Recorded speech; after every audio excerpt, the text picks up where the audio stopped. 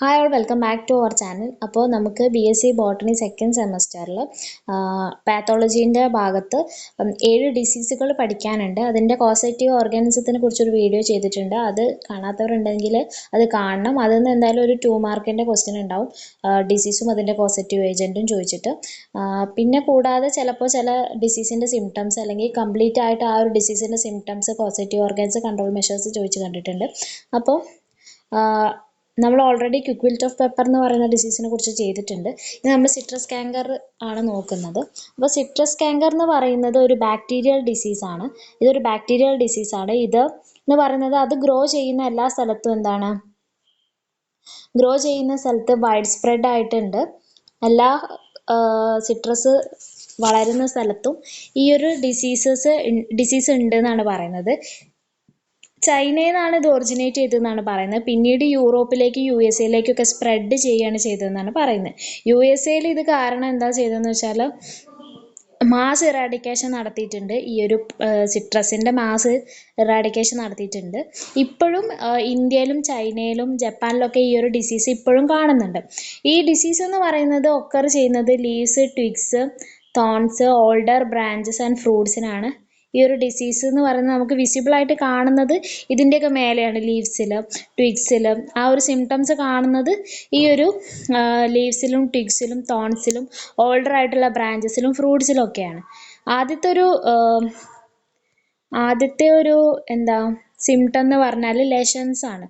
ലെഷൻസ് form ചെയ്യും, ഇങ്ങനെ ഒരു പാട് പോലെ ലെഷൻസ് ഫോം ചെയ്യും. അത് ഫസ്റ്റ് ആയിട്ട് ലീവ്സിലാണ് അപ്പിയർ ചെയ്യാം. അതെന്ന് പറയുന്നത് സ്മോൾ ആയിട്ടുള്ള റൗണ്ട് വാട്ടറി ട്രാൻസ്ലൂസൻറ്റ് സ്പോട്ട്.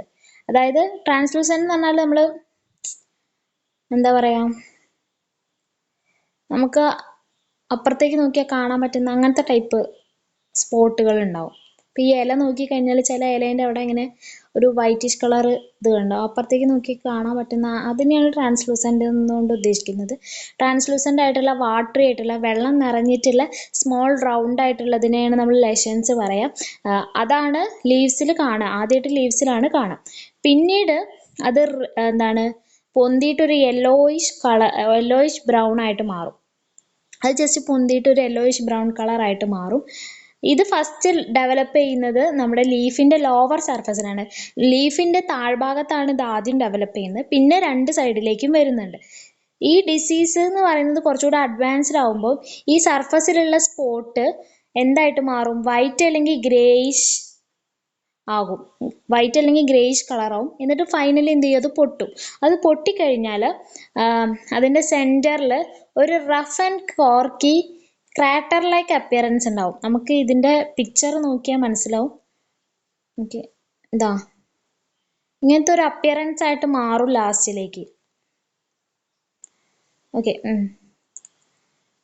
ഒരു റഫായിട്ടുള്ള കോർക്ക് പോലുള്ള എന്തോ അവിടെ വെച്ച പോലത്തെ, നമുക്ക് അങ്ങനത്തെ നാരങ്ങ കിട്ടിയാൽ നമുക്കറിയാം ചില സാധനം ഇങ്ങനെ പൊന്തി, ഒരു ബ്രൗൺ കളർ സാധനം ഇങ്ങനെ പൊന്തി നിൽക്കുന്നത്, ആ അസുഖം പിടിച്ച സിട്രസ് കാങ്കർ പിടിച്ച നാരങ്ങ നോക്കിയാൽ നമുക്ക് കാണാനായിട്ട് പറ്റും. ഈ സ്പോട്ടിൻ്റെ സൈസ് എന്ത് ചെയ്യും, ചിലപ്പോൾ ഇൻക്രീസ് ചെയ്യും. 1 മില്ലിമീറ്ററിന്ന് 1 സെൻറ്റിമീറ്റർ ഡയമീറ്റർ വരെ എന്ത് ചെയ്യും, ഇത് എന്ത് ചെയ്യുന്നുണ്ട്, ഇൻക്രീസ് ആയി പോകുന്നുണ്ട്. ഓക്കെ, പിന്നീട് ഇതെന്ന് പറയുന്നത് ചില ഡോട്ടുകൾ തമ്മിൽ ചേർന്നിട്ട് ഒരു ഇലോങ്ങേറ്റഡ് ലെഷൻസ് ഫോം ചെയ്യുന്നുണ്ട്. ഫ്രൂട്ട്സിലും ട്വിഗ്സിലൊക്കെ ഇലോങ്ങേറ്റഡ് ആയിട്ടുള്ള ലെഷൻസ് ഫോം ചെയ്യുന്നുണ്ട്. ഈ റഫായിട്ടുള്ള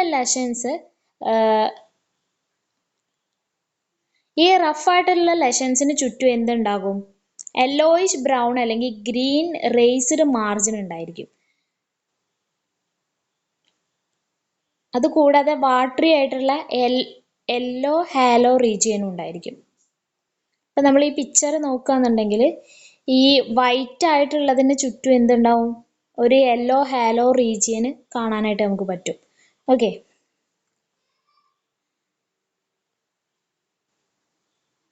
യെല്ലോ ഹാലോ റീജിയൻ വരും. ഒരു ഈ റഫായിട്ടുള്ള ലെഷന് ചുറ്റും എന്തുണ്ടാവും, യെല്ലോയിഷ് ബ്രൗൺ അല്ലെങ്കിൽ ഗ്രീൻ ആയിട്ടുള്ള റേസ്ഡ് മാർജിൻസും വാട്ടറി യെല്ലോ ഹാലോയും ഉണ്ടാവുന്നുണ്ട്. ഈ സ്പോട്ട് എന്ന് പറയുന്നത് അതേപോലെ തന്നെ സ്പോട്സ് വരും എവിടേക്ക് പീറ്റിയോളിൽ മിഡ്രിബിലൊക്കെ സ്പോട്സ് വരും. പിന്നെ എന്ത് സംഭവിക്കും, ഇലകളൊക്കെ പ്രീമച്യൂർ ആയിട്ട് കൊഴിഞ്ഞു പോവാറുണ്ട്. പിന്നെ ഇതിൻ്റെ ലാർജർ ആയിട്ടുള്ള ബ്രാഞ്ചസിൽ നെക്രോട്ടിക് ലെഷൻസ് വരും, കാങ്കർ വരും, ഇതേപോലെ തന്നെ കാങ്കർ വരും. പിന്നെ ഇറഗുലർ ആയിട്ട് മാറും, റഫർ ആവും, കുറച്ചുകൂടെ പ്രോമിനൻ്റ് ആവാൻ തുടങ്ങും ഈ ഡിസീസ് കൂടുന്നതിനനുസരിച്ചിട്ട്. പിന്നെ ഫ്രൂട്ട്സിലുള്ള കാങ്കർ എന്ന് പറയുന്നത് എന്തിന് സിമിലർ ആണ്, ലീവ്സിലുള്ള പോലെ സിമിലർ ആണ്, പക്ഷേ അതിൽ യെല്ലോ ഹാലോ റീജിയൻ ആബ്സെൻ്റ് ആയിരിക്കും. അതേപോലെ കാറ്റർ ലൈക്ക് ഡിപ്രഷൻ എന്താണ്, സെൻറ്ററിൽ കൂടുതൽ പ്രോമിനൻ്റ് ആയിട്ടായിരിക്കും ഉണ്ടാവുക. അപ്പോൾ ഇതിൽ യെല്ലോ ഹാലോ റീജിയൻ ആബ്സെൻ്റ് ആവുമെന്നാണ് പറയുന്നത്.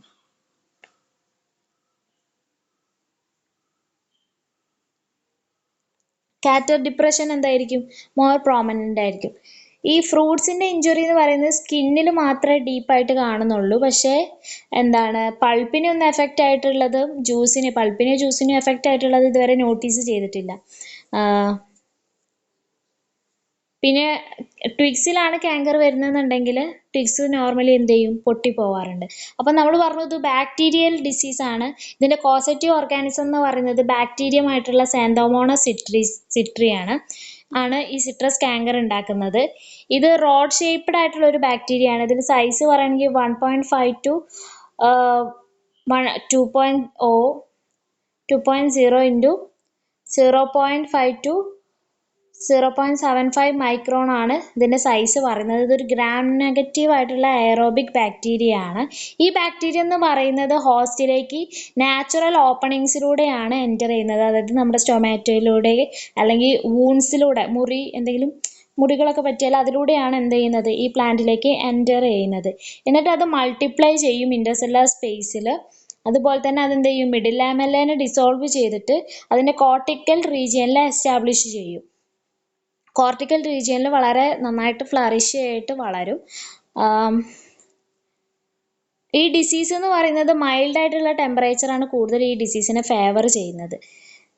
മൈൽഡ് ആയിട്ടുള്ള ടെമ്പറേച്ചർ അതേപോലെ നല്ല വെറ്റ് ആയിട്ടുള്ള വെതറാണ് ഈ ഡിസീസിനെ ഫേവർ ചെയ്യുന്നത്. ഇതിൻ്റെ ടെമ്പറേച്ചർ എന്ന് പറഞ്ഞാൽ 20 ഡിഗ്രി to 30 ഡിഗ്രി സെൽഷ്യസിലാണ് എന്ത്.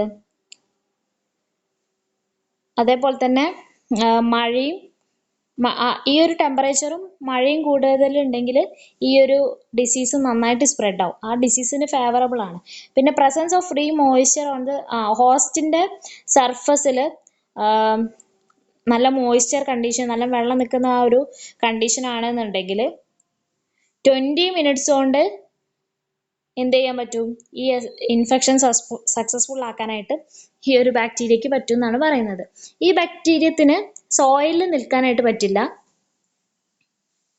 Infected plant parts fallen on the ground. അതായത് നമ്മൾ ഇപ്പോൾ ഇൻഫെക്റ്റഡ് ആയിട്ടുള്ള ഒരു പ്ലാന്റിൻ്റെ പാർട്ട് താഴെ വീണ് കിടക്കുകയെന്നുണ്ടെങ്കിൽ ഇതിനെന്ത് ചെയ്യാൻ പറ്റില്ല, ആ സോയിലിൽ സർവൈവ് ചെയ്യാനായിട്ട് പറ്റില്ല. അപ്പോൾ ഇൻഫെക്റ്റഡ് ആയിട്ടുള്ള പ്ലാന്റിൻ്റെ പീസുകളൊക്കെ താഴെ നിന്ന് വെച്ചിട്ട് അതിൽ ആ ബാക്ടീരിയം സർവൈവ് ചെയ്യാതെ നശിച്ചു പോകും. ഓക്കെ, ഇനി അറ്റാക്ഡ് ആയിട്ടുള്ള twigs old lesions, attacked twigs bearing old lesions.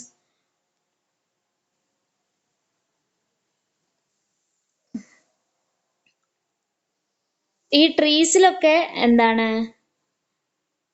ഈ ട്രീയിലുള്ള പഴയ ലെഷൻസ് ഒക്കെ ഉണ്ടാവില്ലേ, അതാണ് ഈ പാത്തോജൻ്റെ മെയിൻ സോഴ്സ് ഓഫ് പെനിട്രേഷൻ എന്ന് പറയുന്നത്. ഈ ബാക്ടീരിയ ഈ കാങ്കറിലുള്ള ബാക്ടീരിയ പിന്നെ ഇൻസെക്ട്സും റെയിനും വഴിയാണ് മറ്റൊരു ഇതിലേക്ക് പോകുന്നത്.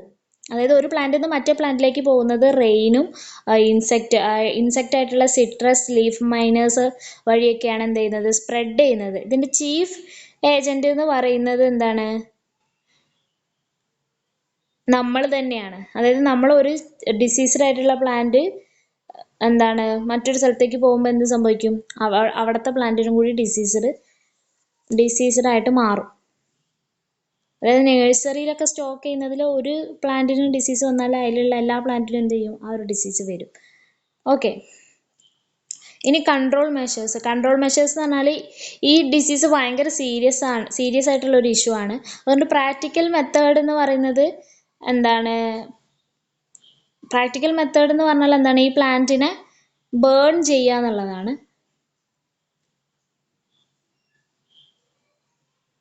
ഈ മെത്തേഡ് കുറച്ചുകൂടെ എഫക്റ്റീവ് ആണ്.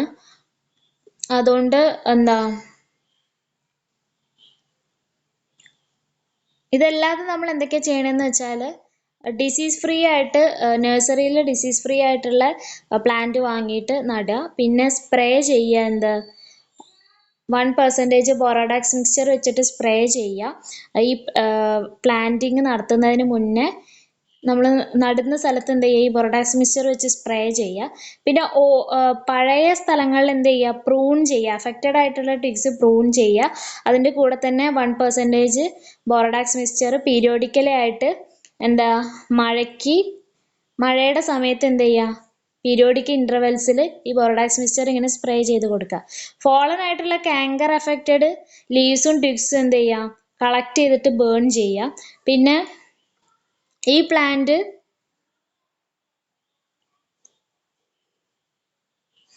പ്രോപ്പർ ആയിട്ടുള്ള ഇറിഗേഷനും ഫെർട്ടിലൈസേഷനും നടത്തിയാൽ നമുക്ക് ഇത് ഒരു പരിധി വരെ തടയാനായിട്ട് പറ്റും. പിന്നെ ലീഫ് മൈനേഴ്സിൻ്റെ അറ്റാക്ക് പരമാവധി കുറയ്ക്കാനായിട്ടുള്ള മെഷേഴ്സ് എടുക്കുക.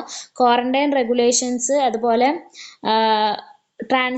ഡിസീസ്ഡ് ആയിട്ടുള്ള സ്റ്റോക്ക് പ്ലാന്റിൻ്റെ ട്രാൻസ്പോർട്ടൊക്കെ നിർത്തുക. പിന്നെ റെസിസ്റ്റൻ്റ് വെറൈറ്റീസിനെ, ഈ ഒരു ഡിസീസിൽ നിന്ന് റെസിസ്റ്റൻ്റ് ആയിട്ടുള്ള വെറൈറ്റീസിനെ നടാനായിട്ട് ശ്രദ്ധിക്കുക. അപ്പോൾ ആ ഒരു ഡിസീസിൻ്റെ അളവ് കുറയും. അപ്പോൾ ഇത്രയാണ് അതിൻ്റെ കൺട്രോൾ മെഷേഴ്സിൽ വരുന്നത്. ഈ ബൊറോഡാക്സ് മിക്സ്ചർ നമ്മൾ ക്യൂക്വിൽറ്റിലും ബൊറോഡാക്സ് മിക്സ്ചറാണ് ഇതിൻ്റെ കൺട്രോൾ മെഷേഴ്സ്. ഏകദേശം കുറേയൊക്കെ സിമിലർ ആയിട്ടുള്ള കൺട്രോൾ മെഷേഴ്സ് നമുക്ക് എഴുതാൻ പറ്റും, ഏതെങ്കിലും ഒന്നിൻ്റെ പഠിച്ചാൽ തന്നെ. പിന്നെ ബാക്കി നമ്മുടെ ഒരു ലോജിക്ക് അനുസരിച്ച് എഴുതിയാൽ മതി. അപ്പോൾ ഇത്രയാണ് സിട്രസ് കാങ്കർ പഠിക്കാനുള്ളത്. അപ്പോൾ നിങ്ങൾക്ക് ഇഷ്ടപ്പെട്ട ലൈക്ക് ചെയ്യുക, ഷെയർ ചെയ്യുക, ചാനൽ ഒന്ന് സബ്സ്ക്രൈബ് ചെയ്ത് സപ്പോർട്ട് ചെയ്യുക. എന്തെങ്കിലും കൺഫ്യൂഷനും കാര്യങ്ങളും ഉണ്ടെങ്കിൽ കമൻറ്റിലൂടെ അറിയിക്കാം. Thanks for watching.